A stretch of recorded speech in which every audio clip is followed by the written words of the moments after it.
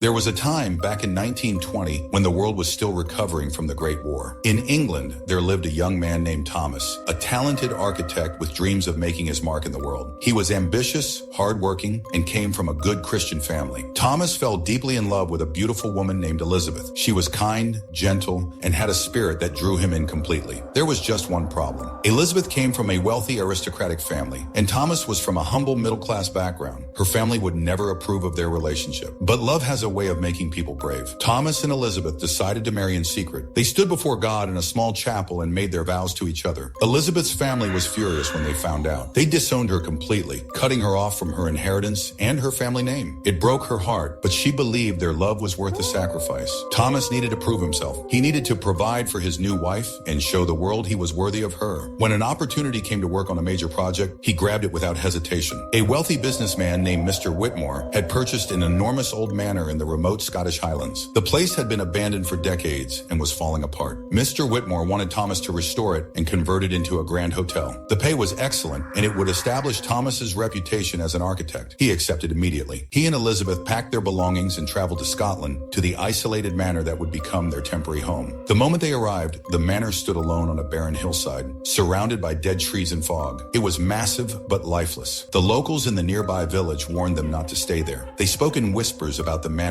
dark history, about people who had died there, about evil that still lingered within its walls. Thomas laughed it off. He was a man of reason, educated and modern. He didn't believe in ghosts or curses. Elizabeth, however, felt uneasy. The house gave her chills. At night, she heard strange sounds, footsteps in empty hallways, whispers in the dark, doors slamming shut on their own. Thomas dismissed her fears. He told her it was just the wind, just old pipes, just her imagination. He was too focused on his work, spending long hours measuring rooms, drawing plans, supervising laborers. But the strange occurrences grew worse. Objects would move when no one was touching them. Elizabeth would wake up in the middle of the night and see shadows moving across the walls. One night, she saw a figure standing at the end of their bed, a dark shape that watched her with glowing eyes. She screamed. Thomas woke up, but by then, the figure was gone. Elizabeth became terrified. She begged Thomas to leave, to abandon the project, but he refused. They needed the money. This job was too important. He promised her everything would be fine. Then one night, everything changed. Elizabeth woke up alone in bed. She could hear chanting coming from somewhere deep in the house. She followed the sound down a long corridor, down a flight of stairs she had never noticed before, into the basement. There, in a cold stone chamber, lit by a single candle, she saw symbols drawn on the walls. Dark symbols, occult symbols. Suddenly, she felt something grab her. An invisible force. It threw her against the wall. She tried to scream, but no sound came out. Her breath turned to mist, and then she felt it enter her. A presence, cold and hateful, forcing its way inside her body. When Thomas found her the next morning, she was unconscious on the basement floor. He carried her back to their room, called for a doctor. The doctor examined her, but found nothing physically wrong. Yet Elizabeth was different. Her eyes looked vacant. She barely spoke. And when she did speak, her voice sounded strange, deeper, not her own. Over the following days, Elizabeth's condition worsened. She would have violent fits, throwing furniture, screaming in languages Thomas didn't recognize. Her body would contort in unnatural ways. She stopped eating, stopped sleeping. Her skin turned pale and cold. This was no illness. Thomas finally had to accept the terrifying truth. His wife was possessed. Desperate and frightened, Thomas went to the local church and begged the priest, Father Jonathan, for help.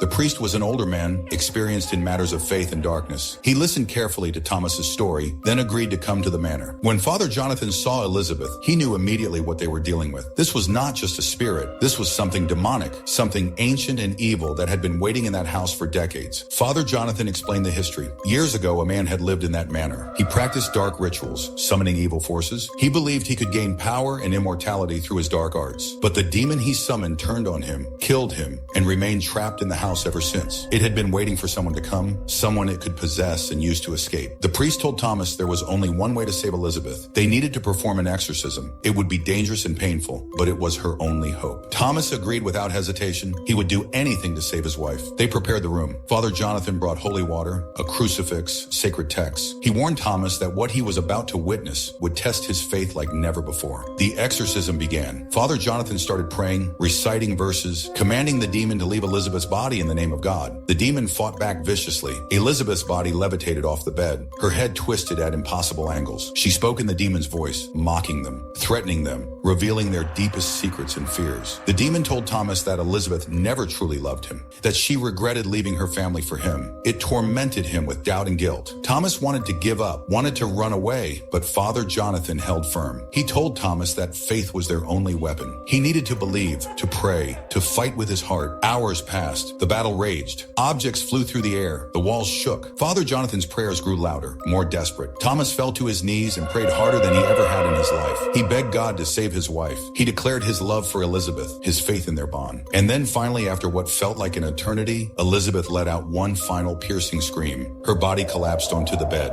The demon was gone. Elizabeth opened her eyes. They were her own again. She looked at Thomas, tears streaming down her face, and whispered his name. He rushed to her, held her tightly, sobbing with relief. Father Jonathan blessed the house and advised them to leave immediately and never return. Thomas didn't need to be told twice. He abandoned the project, wrote to Mr. Whitmore explaining he could not continue. He and Elizabeth left Scotland that same day. They returned to England and started over. Thomas found other work. They lived modestly but happily. Elizabeth recovered slowly, but the experience had changed them both. They ate or choked.